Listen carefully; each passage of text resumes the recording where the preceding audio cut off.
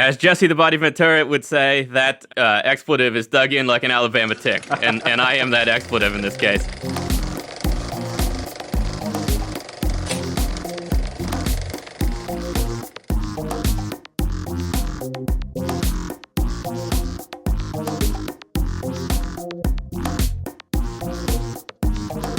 The New Brunswick Archaeology Podcast, featuring your hosts, Gabe and Ken Hoenke.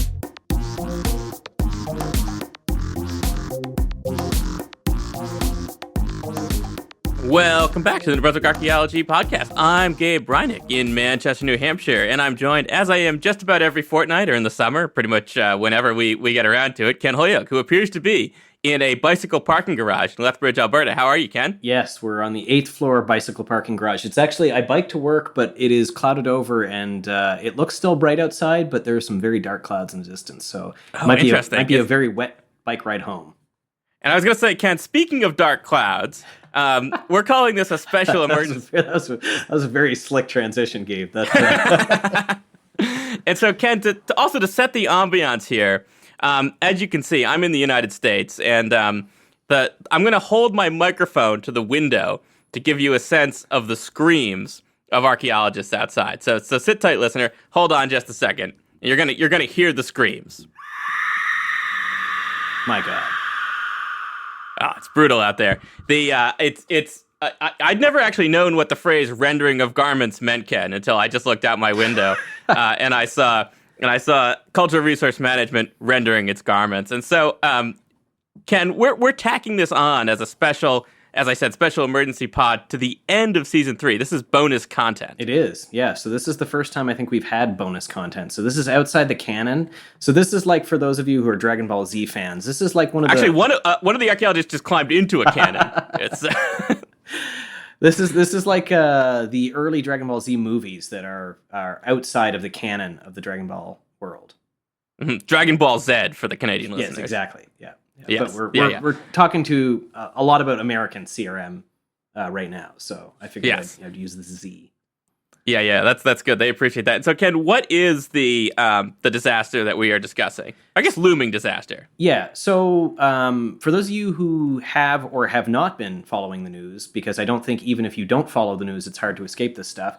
There has been a lot going on in the United States as it relates to changes in legislation and regulation. And for those of you in the heritage industry, this is particularly important because of the changes that have gone on with a number of federal public servants and in the ways that funding is allocated in the United States to particular industries, particular fields, and particular types of research. And this is having an impact on archaeological regulation, the people who do the regulation, the funding for the offices that do the regulation, but also for people who are working in archaeology and some of the funding for projects that might involve archaeology. And so essentially what it is funding for projects, even for some of the development stuff that looked like it was going to be big money for industry over the next few years. Some of the funding for projects like highways and things like that has disappeared. I think that's right. And so how is the situation in Canada? So in Canada, it's a little bit different in the sense that what we are dealing with right now are at the federal and at some provincial levels, the introduction of a series of bodies of legislation that are not deregulating, but changing their perspective on regulation as it relates to environmental legislation, and in particular, sort of C- regulating, we'd say.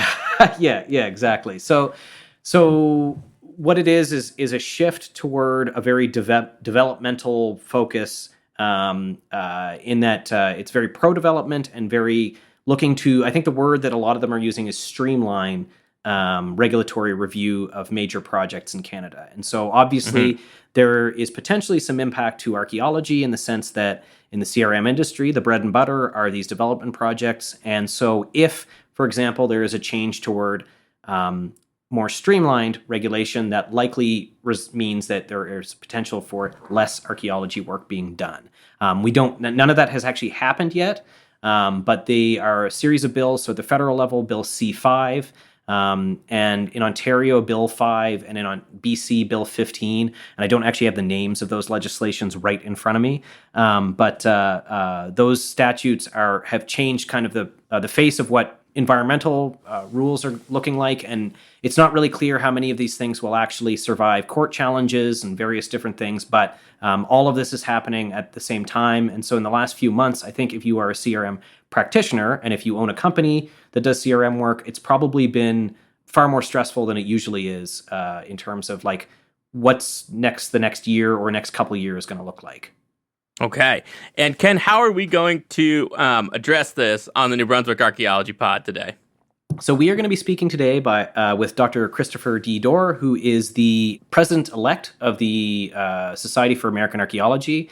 Chris also owns a business, Heritage Business International, or is the director of it. And so he has studied the CRM industry for a number of years, but Chris has also been involved with a number of archaeological organizations across North America.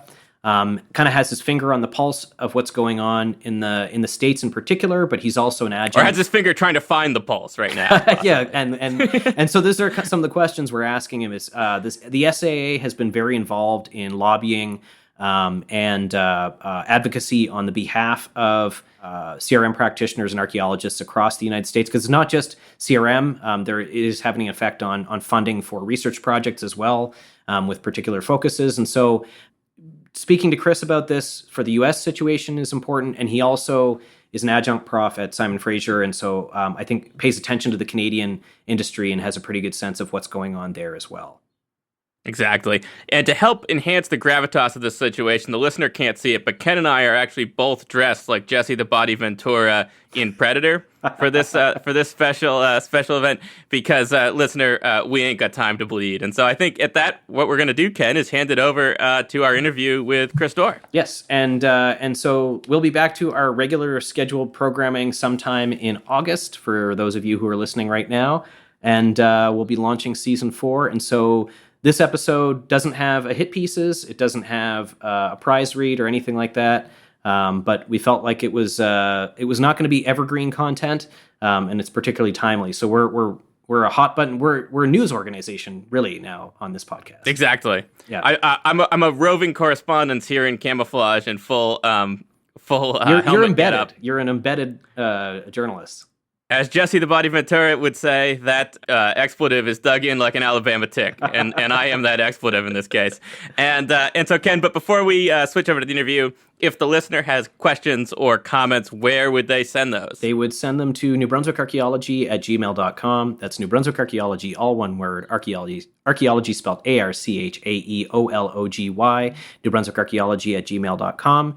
You can also find us on Instagram, at new_Brunswick_archaeology, and archaeology spelled the same way.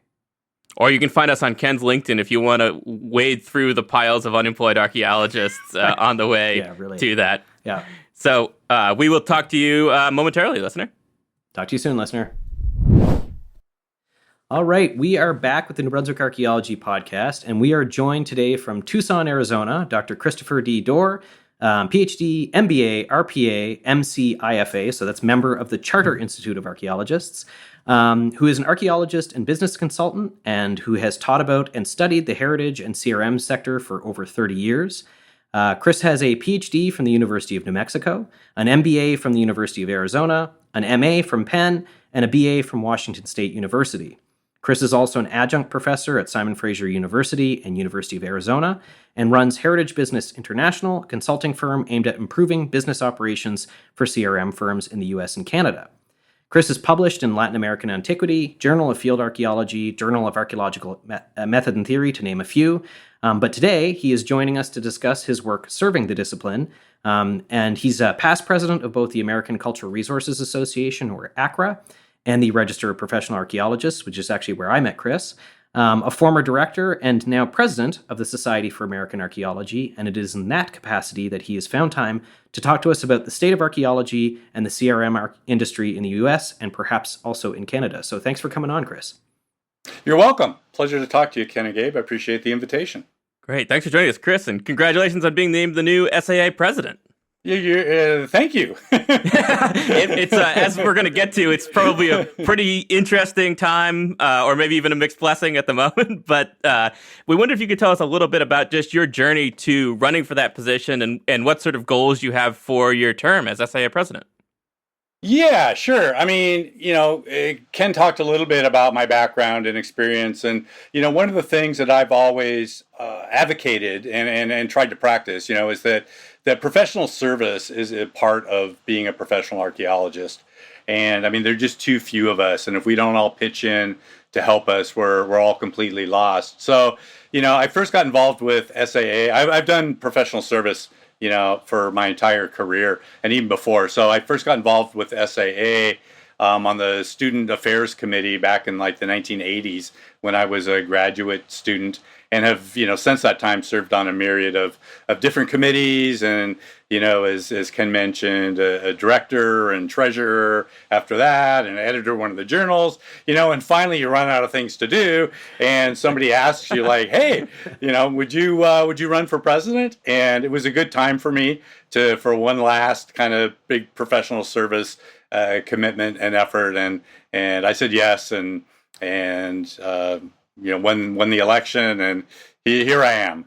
So it's the journey, and it's not, any of these big offices aren't things you really like run a campaign for, but it's based on your commitment. It's based on a lot of other jobs pitching in, and finally you kind of get the experience and probably more the context and perspective to be able to step into a role of president of one of these organizations. Yeah. And so you would have served a year as the president-elect, and then you'll have a 2-year term, and then you'll be the past president for a year afterwards. Is that kind of how it works? There is no past president at SAA. Oh, really? There's kind of some things you do. You kind of corral the other past presidents in case the current president wants to get in touch with all the past presidents for counsel. But there's really no position. But you're correct. It's a 3-year term. I'm about halfway through the 3 years. So I served as president-elect, kind of learning the job under our past president, Dan Sandweiss. And then I'm in my first year as president, and I have, roughly a year and a half to go. Right on. Great.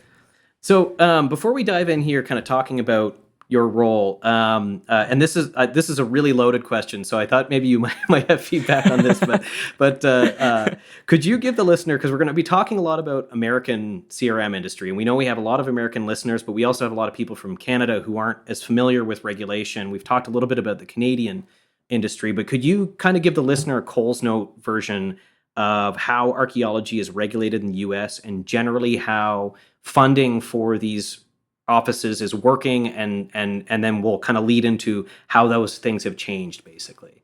Sure. I think, there are probably a few principles that characterize the process. And I know, this may be different from you guys and your listeners, but when you hear me, using the term American, I'm talking about all of the Americas. I'll say United States if I'm talking about the United States. So, and I'll get into this, probably later when you start probing me. But, SAA is truly an international organization, and we have 20%, full 20% of our members live outside the United States in a lot of different countries. I think it's close to 70 or 80 different countries are represented. So when we make policy at SAA, we need to very much keep that in mind, that we're not talking about the United States, right? So, but within the United States, regulation for heritage resources, unlike Canada, where there's very few national, laws, everything's kind of province by province. Within the United States, we do have some large federal laws that pertain to heritage resources and archaeological resources at the federal level, but they also trickle down. So we have laws at state level, at county levels, municipal levels, and at tribal levels. And, that's where the oversight and policy really takes place for compliance. Funding for all of those, and for regulation and stewardship on jurisdictional lands comes from whatever kind of level of government, right? Cities will provide funding for oversight of cultural resources on city lands if they indeed have a city program. Some do, some have great, strong programs. So, within those land jurisdictions, whatever government agency it is manages those resources, and usually it's government funding at that level. The private lands is completely different. So the United States is a country that has, huge private land rights. And so unlike other countries where heritage resources, patrimony of the nation, regardless of the property they're on, that doesn't exist that way in the United States. So archaeological resources on private land go with that owner of the land. The one exception are when there are human remains present, then other laws usually come in to manage human remains, whether it be criminal or cultural or however that works. And then we have the compliance process, right? The development-driven compliance process.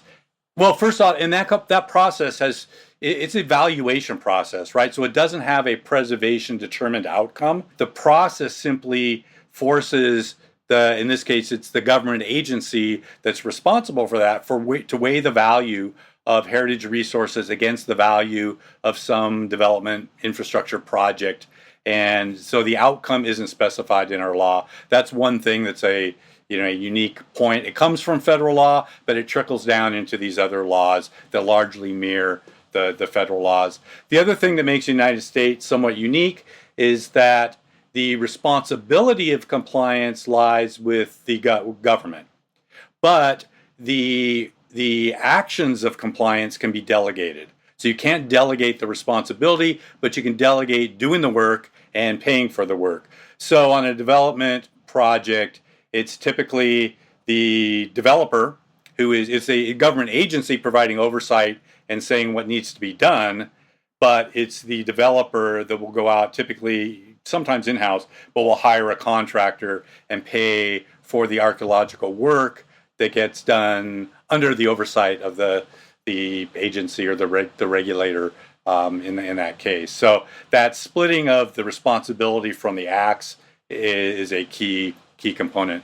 So in a nutshell, without getting into specific laws, that's generally kind of who does what, who's doing the work, who's doing the oversight, and where funding. So most of the funding for the boots on the ground archaeological work really does come from the private sector and from development and industries. The money for oversight and regulation tends to be government money.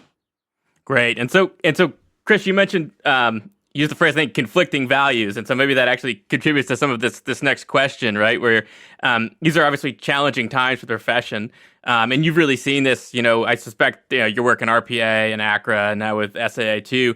What are some of the biggest challenges for archaeological practice that we're either in or that you're seeing on the horizon? A lot of the focus, again, because I'm in the United States, and the majority, 80% of SAA members are within the United States. We're focused on the politics that are happening with the United States. But, again, as I mentioned earlier, we and SAA and myself, we're trying to take a broader viewpoint when it comes to these issues.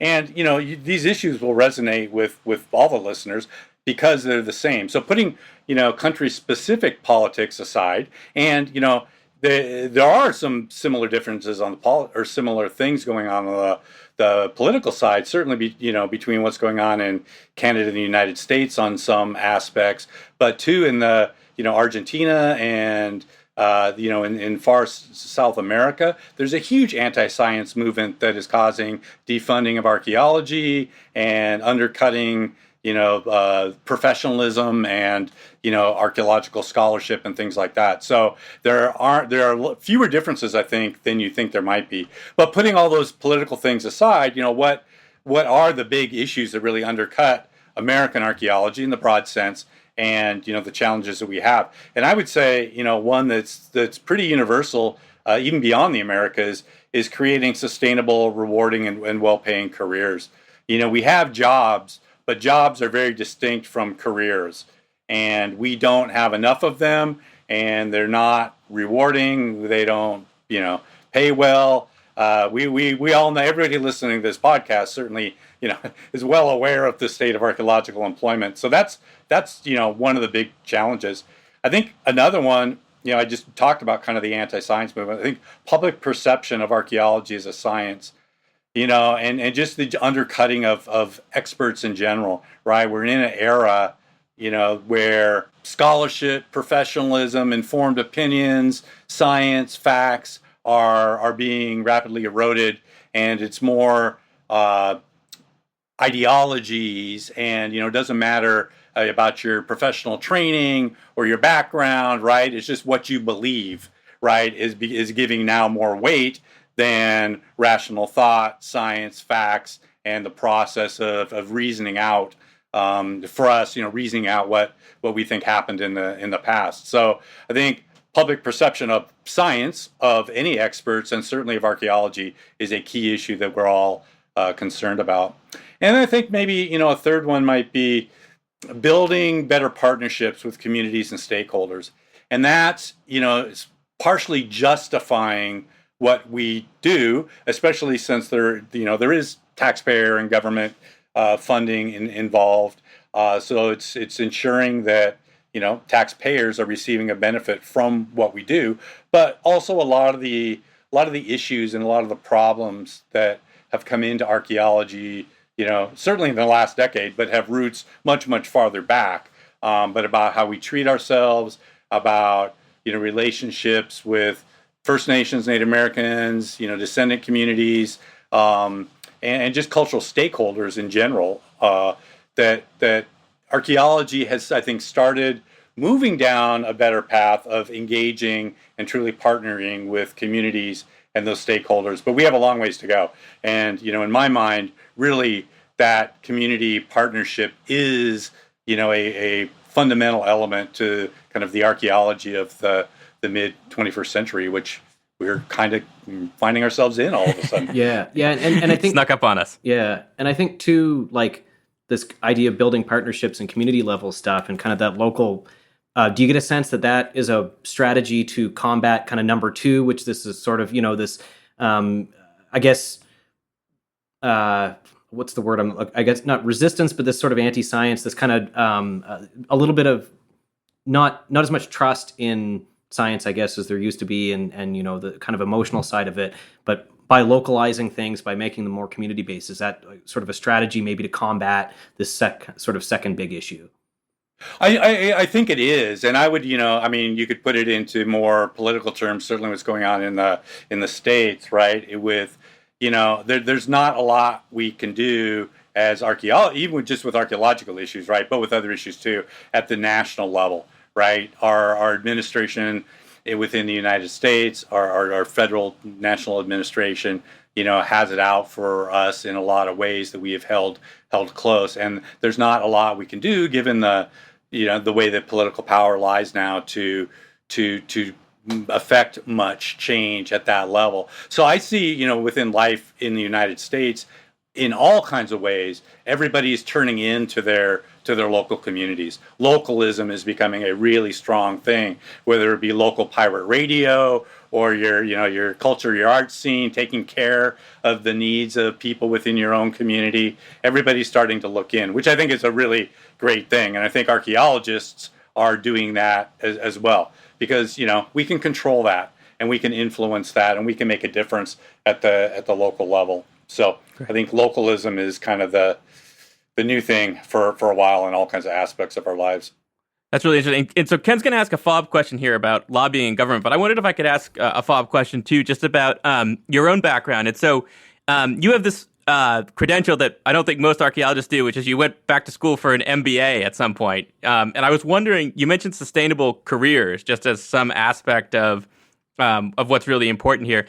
Was that an aspect of what led you to also get interested in business, or could you tell us a little bit about your own journey and what encouraged you to do that?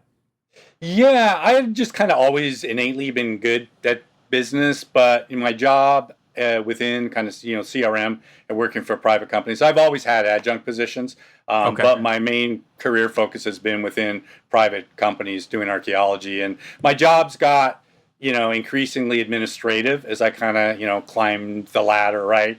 And I found that I didn't have the tool set that I needed on the business side, right? Because most archaeological businesses are run by archaeologists. It's starting to change where business professionals are being brought in, but that, is kind of a new thing and a really good thing, I think. So, I wanted to get a better tool toolbox. I had a good toolbox. I had a Brunton in it, some trials, a bunch of equipment, right? But I didn't have a very good business toolbox to cope with issues that the companies I was working for had. So I had the opportunity to go back to school, get an MBA, and it was incredibly valuable. And I came out of that with a perspective that was really different. A lot of long-standing business problems that were invisible, I think, within the CRM community became very visible to me because I had a broader knowledge set, and I was like, whoa, this isn't a very good thing.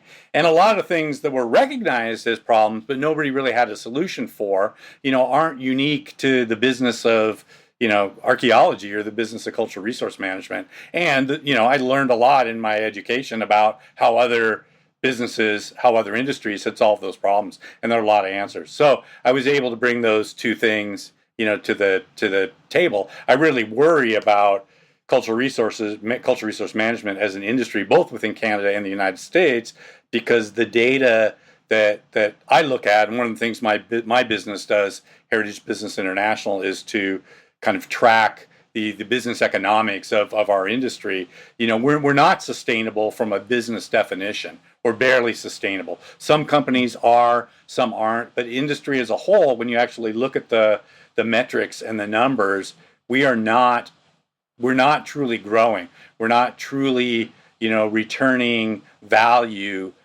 at a high enough rate to be considered by business professionals as being sustainable. And that scares me because of the changes that both of our countries have seen in how archaeology is practiced. If there's, if we don't have a sustainable private sector archaeology, we kind of have not much archaeology at all.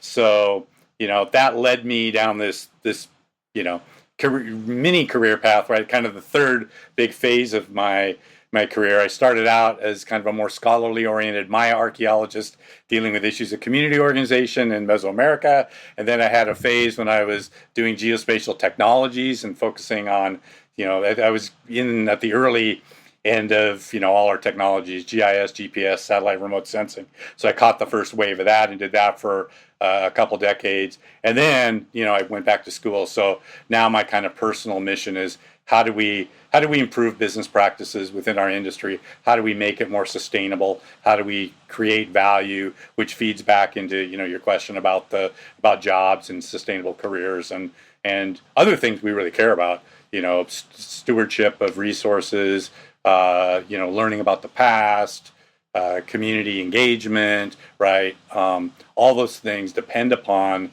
us and depend upon private companies being sustainable and being around, right? Good science needs to be coupled with good business. At one time, they were held in opposition.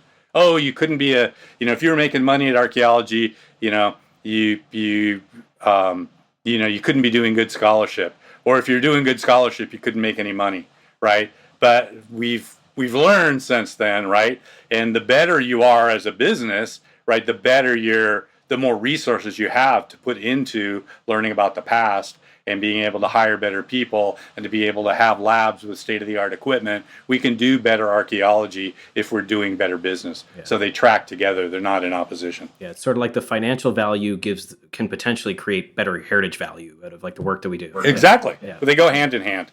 Yeah. We've always demanded good archaeological excellence within the industry, but we've always been really scared of bringing in outside business professionals to bring business excellence in. So we've relied on archaeologists trying to run companies, which generally isn't a very good idea, right? So we're getting to a point now where we recognize, hey, we need, excellence on both sides, that the business people aren't going to come in and tell the scientists what they should be doing, right? That has always been the fear. They could care less about what you're doing, right? Yeah. They just want to build a strong, sustainable company. And so we need excellence on both sides. I think a lot of us have anthropology degrees as a way to escape taking courses that required a lot of math and business calculation stuff. So yeah, always they're opposite sides of the brain. Yeah. We ran away to archaeology and anthropology because we didn't want to do business, right? Now we find ourselves, in a world where we have to be good at business to ensure our success. Yeah, I also think I've identified another topic we should have you on to discuss sometime, Chris, too. That would, I think, be a good episode here.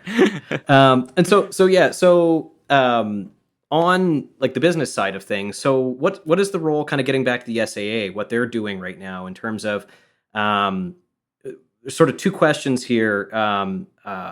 What's changed in the CRM industry and in the US in the last few months? What's affecting these kind of business trends? And what's the role that the SAA has been playing in lobbying and government relations on behalf of its membership and the archaeology field in general? And I suspect, and you might have these numbers, I don't know, but like I kind of always view the SAA as more of an academic society rather than a more CRM based society. But I'm guessing you guys have a fairly large CRM membership, and I'm guessing these sorts of things have really come to the fore in the last few months in terms of like the advocacy that you guys do for CRM, the industry in general, eh?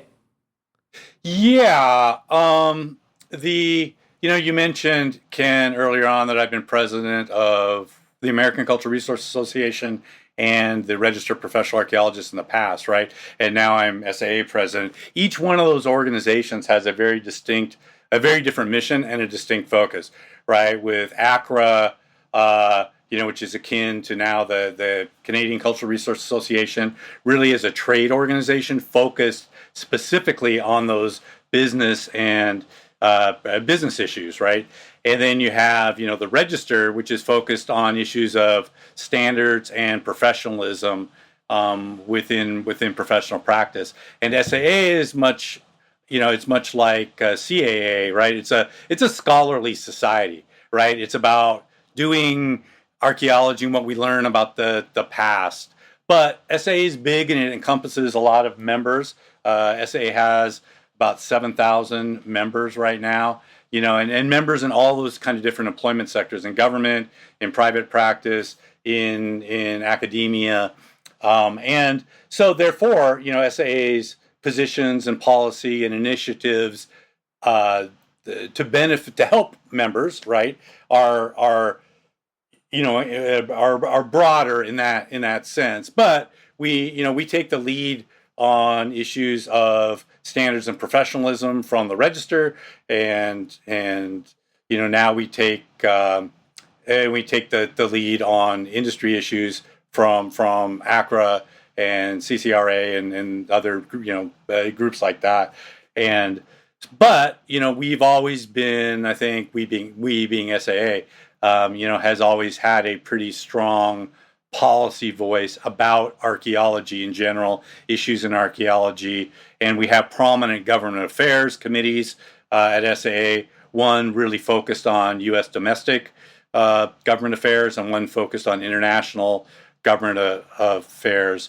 So, and we're lucky, we have a full-time staff member at SAA as a paid staff. So we have a staff of about 11 people right now that are full-time paid staff members. One of them is the government affairs manager, and he is in DC. So SAA, this isn't widely distributed yet, but SAA just gave up its office and it has gone virtual. So there is no physical office for SAA anymore, although most of the employees are still in Washington, D.C., where we used to be headquartered. And that's interesting from an international perspective, because now, we have the potential actually to hire employees from many different countries throughout the Americas than kind of solely, having to show up at an office in Washington, D.C. and being, very East Coast and very Beltway, Washington centric. So hopefully that's going to be a good thing. But so we have, two committees that are like crazy, and it's all volunteer. It's members volunteering for these government affairs committees, and certainly the U.S. Domestic Government Affairs Committee has been incredibly. I mean, they put in tons of hours a week and meet weekly, and they're the ones who write the drafts of the society's position statements and really take that first drafting and debate the issues and if we should weigh in, if we shouldn't weigh in, and what we need to say to help advance the mission of the society. So, and the email that they send around is really, that's kind of a must read, I think, for archaeologists. Is I can't remember how often it is, but really reading the whole thing is well worthwhile.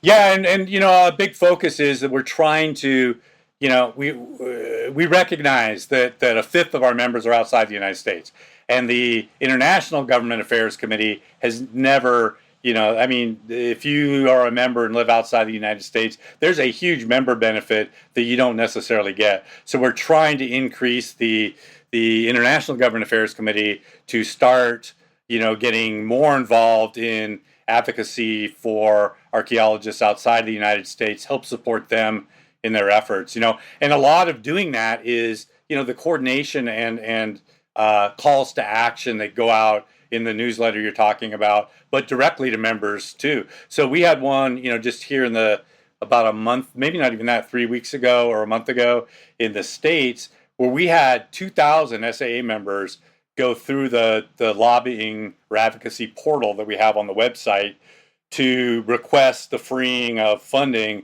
that was being held up in Washington, D.C. for our states and tribes to run their oversight offices, right, SHPOs and TIPOs.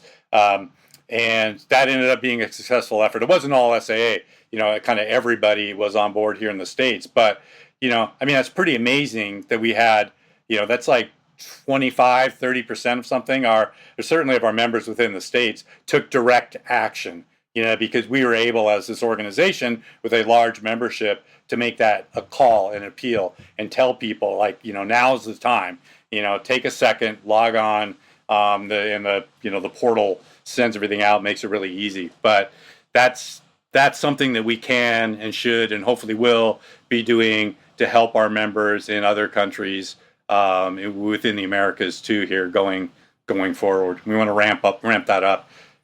Equity is a huge important thing. It's important for me, and what I'm trying to do here as president of SAA is some of it's strategic, but some of it is because our membership growth is clearly outside the United States. But some of it is, people, it's really expensive to be an SAA member if you live outside the United States, even if you live within the United States. It is, yeah. The exchange rate's not great for Canadians right now. That's exactly. Sure. Well, it's one advantage of the crashing American dollar, though. I think is the yeah. To increase the inclusiveness, increase the equity of receiving benefits, so that people will see it as my business hat on, right? See it as, hey, there's a return on investment here for these expensive dues I send in. Somebody's out there fighting for my job, which we're doing a pretty good job at fighting that fight within the United States, but less so in Canada and other countries, and we should do better. Yeah. So speaking of that fight, Chris, and also speaking a little bit of, you discussed the issue about SHPO and TIPO funding, which I think anyone who worked in the United States knew someone who was either affected by that or was waiting to be affected by that. Could you talk a little bit just about what are the implications of that situation? And do we know if longer term those offices are going to have stable funding? And really, if you want to take this as an opportunity just to discuss any other kind of new challenges that the last, few months have posed for archaeology in the United States or elsewhere. And just for a reminder for our listener, the SHPO and TIPO acronyms are the State Historic Preservation Officer and Tribal Historic Preservation Officers, which are state level and tribal level representatives who basically oversee the Section 106 process. Would that be the simplified version? That's the simplified version. I mean, they do a lot of other things, right? But it's a really weird, unique position within under our major federal law, which is the National Historic Preservation Act, which is the federal compliance law. And what's weird about that act is that federal agencies are subservient to SHPOs and TIPOs of individual states. So when they comply, they go to SHPOs and TIPOs, they submit their findings and their recommendations, and SHPOs and TIPOs are a check in the system to ensure that these federal agencies have complied correctly. And they do a lot of other things, and they bring the local perspective and the tribal perspectives to the table, because a big federal agency doesn't necessarily know what's going on within each states or regions of states or areas or on tribal lands.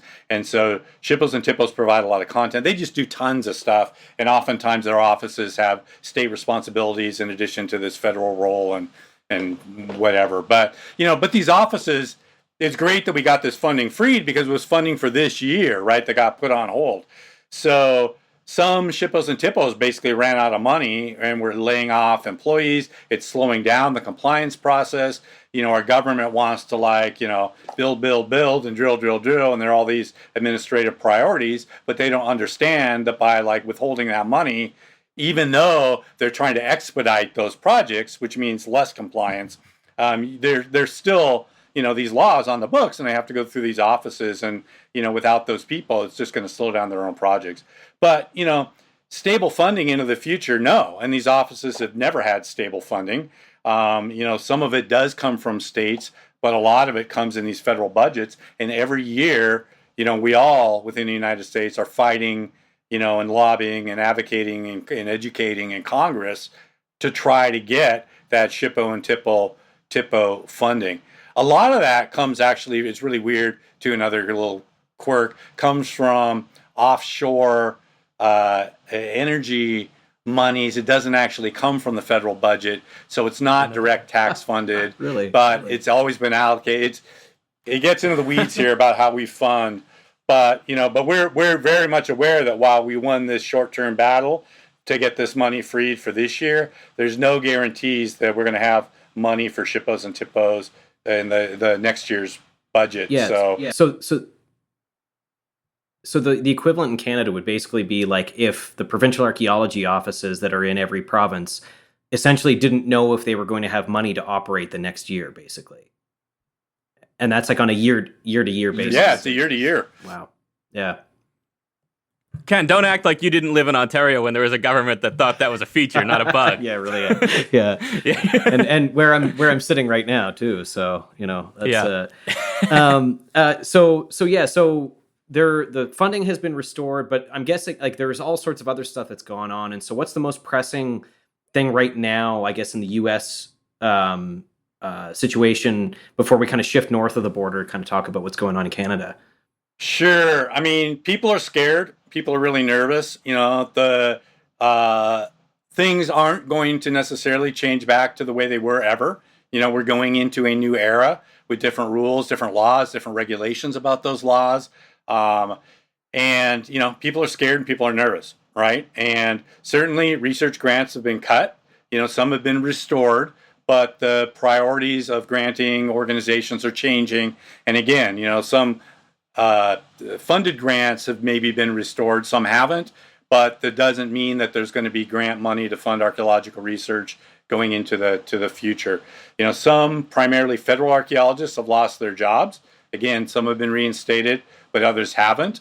The federal compliance process is being, there are air quotes here, right? When I say they're being streamlined, I think archaeologists are all in favor of streamlining and making the process more efficient and better. But streamlining is always a buzzword for, deregulation, right? Yeah. And deregulating. Yeah. And so that means currently, we have some emergency, mandates like energy extraction is an emergency, timber is an emergency, and that means that it goes through, an emergency process, which means less is being done to assess the impacts of these projects on archaeological resources. So that's the bottom line. I mean, work is still happening, but not like it was.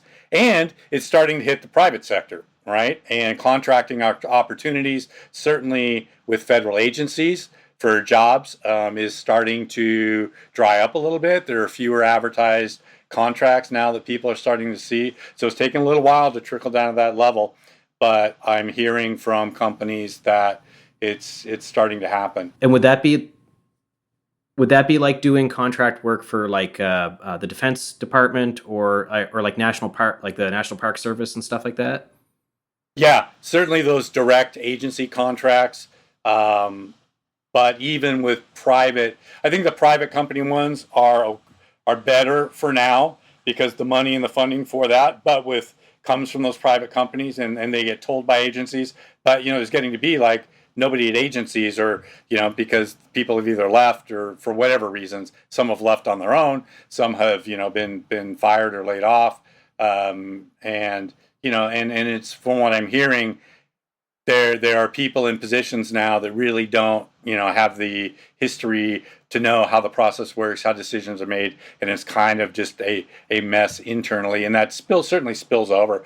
I think, with the private sector has always been pretty entrepreneurial. The private sector will survive, but it's going to take some entrepreneurial thinking and seeing new opportunities and changing the way that archaeologists are doing business in the private sector to identify new needs given this kind of new world going forward. But private sector has always been good at doing that. So I'm certainly not a doom and gloomer. Things are going to be different. That's not necessarily bad. We have to keep the key things in mind about, which really go back to what I mentioned, stewardship, learning about the past, protecting resources, empowering cultural stakeholders. If we find different ways of doing those things, that, maybe some of them will be even better, So I'm trying to be optimistic. I'm trying to look forward. But I think, and I'm moderately bullish on the private sector in finding unique solutions and good solutions. I want us being archaeologists. I want us to be the ones to find the solutions to these problems, not government, politicians, or people who don't know anything about what we do or what we're trying to do or our history, et cetera, et cetera. So.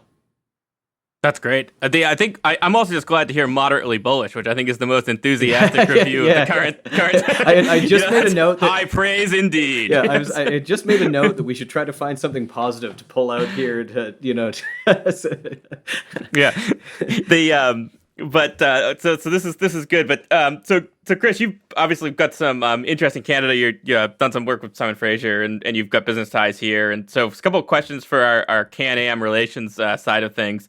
Been a lot of talk about the border in the news, and there's also, you mentioned questions of equity, international equity, and all this. And we just wondered if the SAA was seeing a change in its membership, especially in international terms, at the most recent meeting, and what sort of things are looking like for 2026 as far as initiatives out of the SAA for international membership.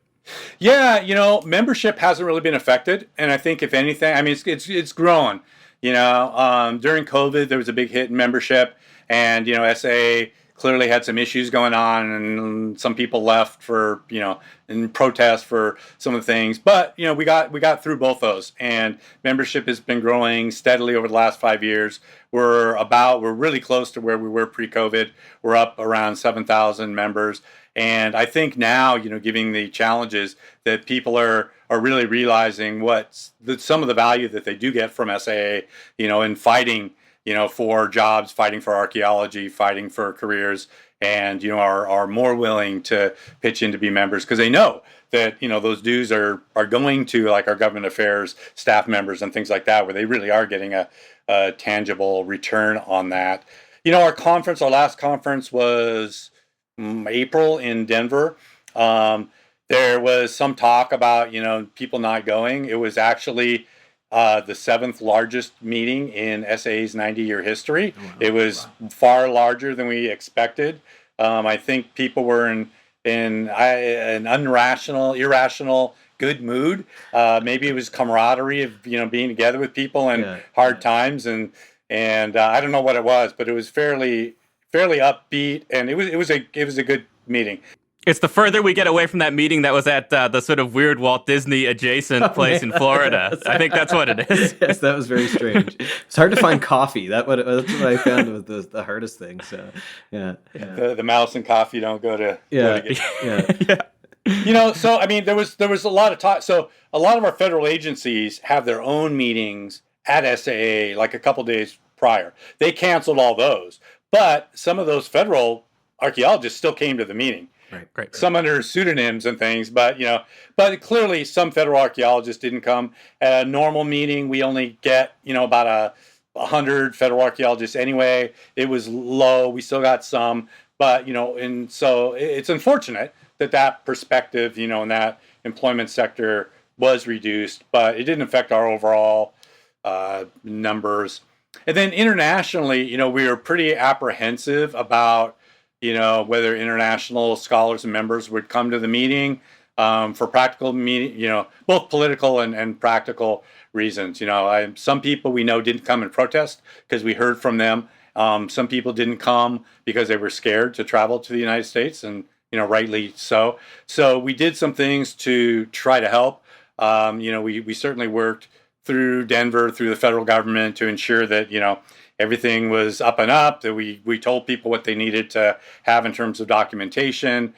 We did hire a immigration attorney to have on call should somebody get locked up at the airport and not let into the country. We didn't have to use that attorney at all. And I heard from it's not a good sample, right? But I did talk to some archaeologists from Asia, from Europe, and from Latin America who said it was surprisingly easy to come into the country for the meeting. Maybe that's not true for everybody, but it seemed like, I don't know if it was scare tactics, with our administration, but fortunately we didn't have any major issues. We do recognize this as a problem, potential problem. Actual problem going forward. Our Government Affairs Committee just drafted a list of tips for archaeologists and scholars wanting to travel to the United States for conferences, or collaborations or doing research. So that's out there now, both in Spanish and in English, which hopefully will help guide people. It's guidance, right? There's no guarantees. It's just kind of advice that we're giving. Yep. And we'll drop that in the show notes so folks can find it. Yeah. And we're always looking, I think, to try to make it easier for people outside the United States. We have a really poor record, despite having 20% of our membership, a fifth of our membership outside the United States, taking our SAA meeting outside of the United States. We've had 5 or 6 meetings in Canada. They've always been super well attended, and our Canadian membership goes up those years because people want to attend. That's been good. We're contracted for 4 years out, only in the United States. I'm pushing pretty hard, as are some other members of our board, to the next meeting we can contract for. It's my hope, personally, that we can get that in Mexico, which we have met in Mexico City before, but it's been decades and decades and decades. But that would be huge for many of our Latin American members, who it's really expensive to get a visa and really expensive to travel to the United States for a meeting. And, a Latin American meeting would be far more accessible and affordable for them. Or, if we can't do Mexico, maybe we come to Canada again. And those have always been pretty good meetings for us. And so, as I mentioned earlier, we're trying to, I think it's a new realization, actually, that how much of our membership is outside the United States. Mm-hmm. And so the board is trying to respond to that, and to have us engage with other countries, other archaeologists within the Americas, evening out, membership benefits, trying to be better about getting, our meeting outside of the United States occasionally when we can. It's logistically hard, but it can be done for sure. Yeah. Like it's like 7,000 back of the napkin, 20%. You're close to 1,500 members, like outside of the U.S. So that does. It's a lot. It's a lot. Yeah, it's huge. Yeah. So yeah. Listener, did you like how Ken pulled that number so seamlessly out of his pocket there? He's getting ready for his MBA too. The listener. So there's no video, so they couldn't see me pull my keyboard out and do a quick pull up the calculator app here on the screen. So just getting back to that kind of international perspective, and we had touched on this briefly before, and I think this would be kind of a good place to start to wrap up. We're cognizant of the time and your time.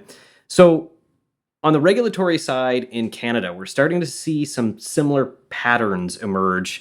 Less targeted, less splashy, less kind of like less tweeting. But in the Canadian development world, we're seeing these changes that whether the SAA is considering at all some of the implications of, for example, Federal Bill C5 and the provincial statutes from Ontario, so Bill 5 and then Bill 15 in BC, how they're taking a similar approach at this and streamlining. I actually have the word streamlining in here, this buzzword, regulation and kind of increasing the pace of development. And so with this kind of new focus and this equity focus in the SAA, are you guys thinking about how that works in terms of advocacy for archaeologists working north of the border? Yeah, but as I mentioned, again, this is a new thing. We're trying to supercharge that International Government Affairs Committee to try to, in this case, try to get those same types of benefits to Canadian members of SAA that our U.S. based members have gotten.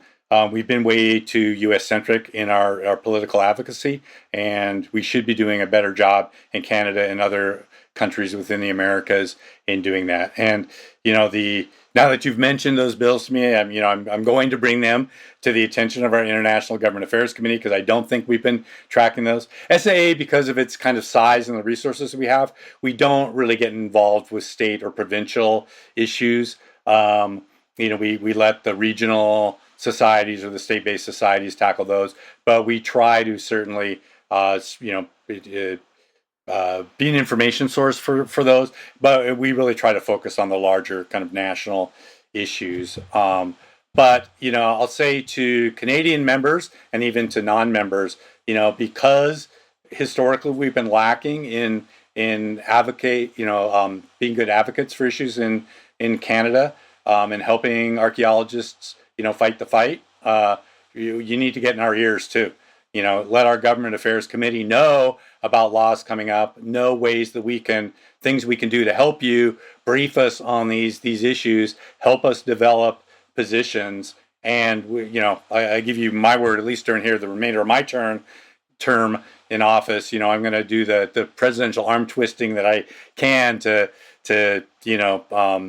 get those committees to start developing policy, and we have our staff member that we can use as a resource to draft letters, to lobby, to use our social media, to and our portal, which there's no reason that can't be expanded into Canadian politicians as well, to make it a really easy place for Canadian members to go and drop a personal letter and have it magically emailed off to policymakers and lawmakers in Canada. So but we're help us get there a little bit. You guys in Canada know the issues. You know what the quote unquote again here right positions are for archaeology, and so let us know what we can do to help, and we'll try on our side too to do a better job of stepping up. And what's the best way, Chris, for concerned Canadian listeners to say get in touch with the SAA? Sorry, I'm putting you on the spot here, but yeah. Our government affairs staff has an email. Anyway, if you go onto the SAA website and go to whatever it's called, about SAA, you can get the list of staff and the areas that those staff people are and their email addresses there.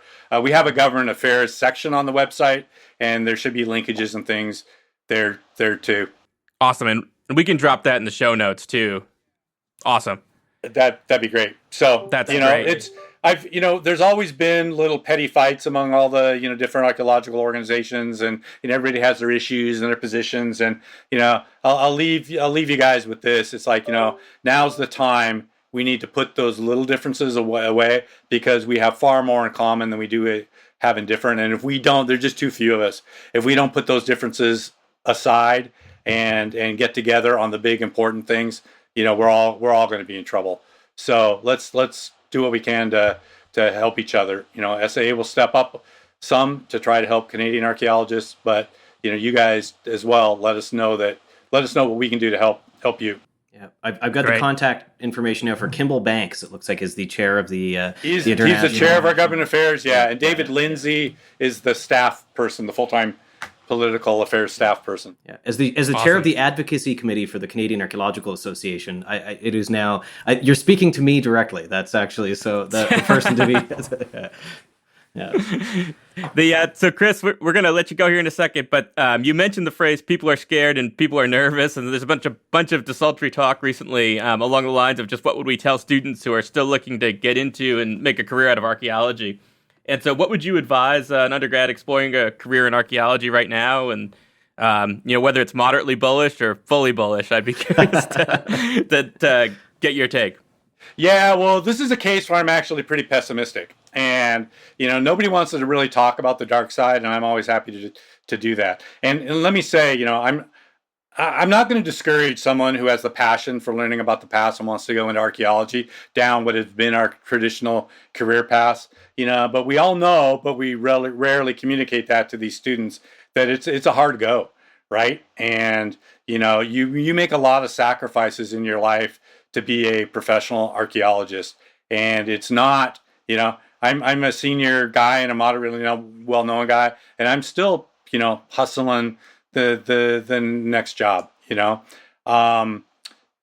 so I mean, but if you have that passion, and you need to have that passion, you can make it, right? And but it's a tough go. That's why our challenge for all of us in policy is not so much the jobs, right? We have jobs, but making that jump from jobs to a well-paying, sustainable, rewarding career is where we have a problem. We have a lot of jobs, we don't have a lot of careers, and we need to figure out how to solve that problem.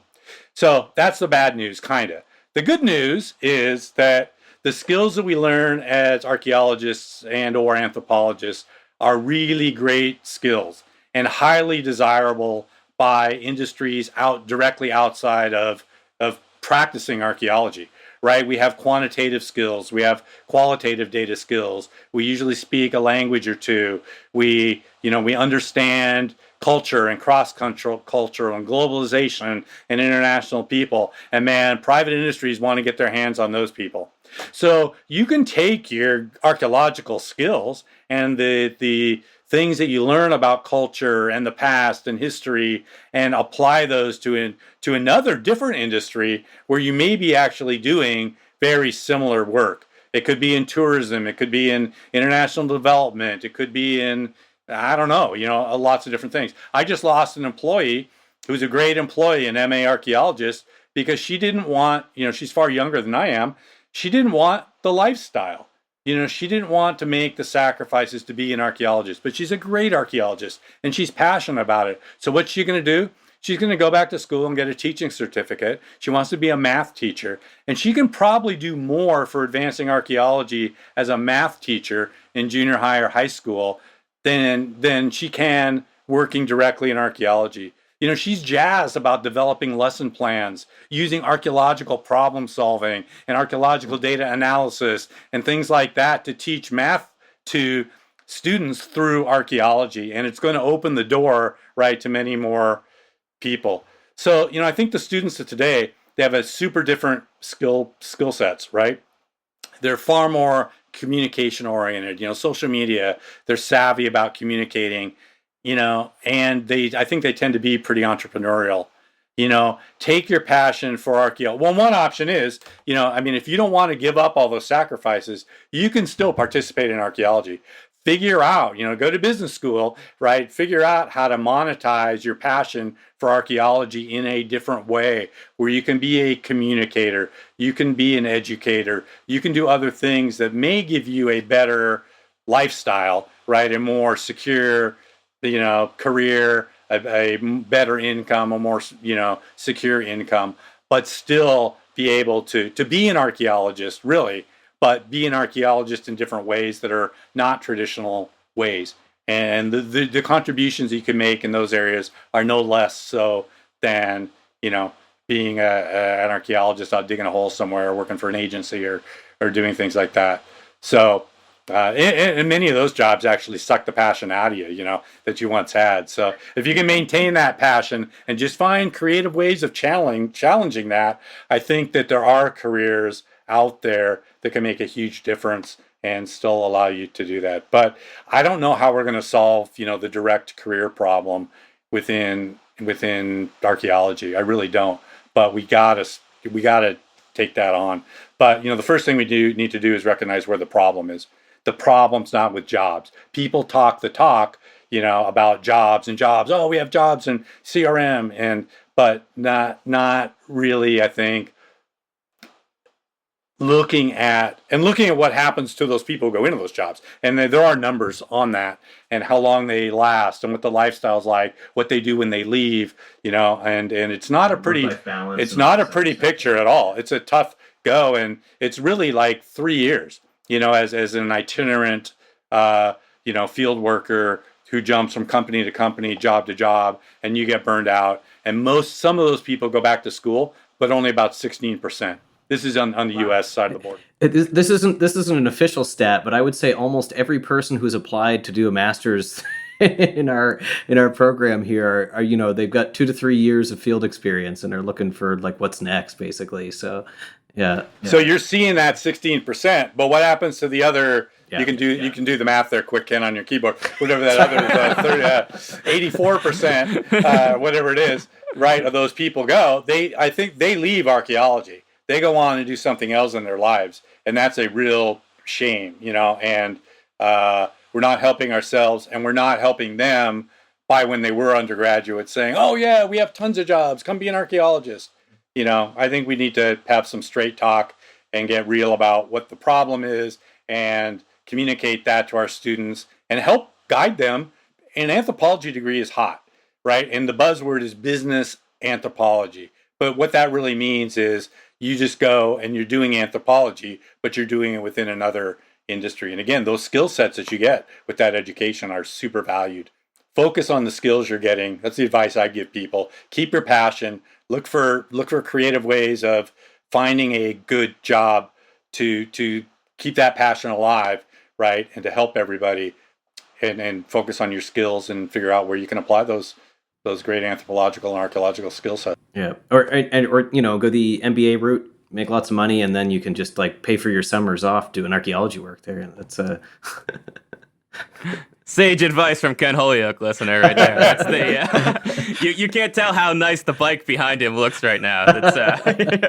Well, Chris Dore, thank you very much for joining us. We really appreciate you taking the time to talk through some of this with us during what we're sure is maybe a surprisingly busy SAA presidency. Yeah. Thanks again, Chris. This is great, and really appreciate your time. And like Gabe said, I've jotted down some notes for maybe the next conversation we have with you. All right, gentlemen. Appreciate it. Thanks so much. Yeah. Have a great afternoon. Chris.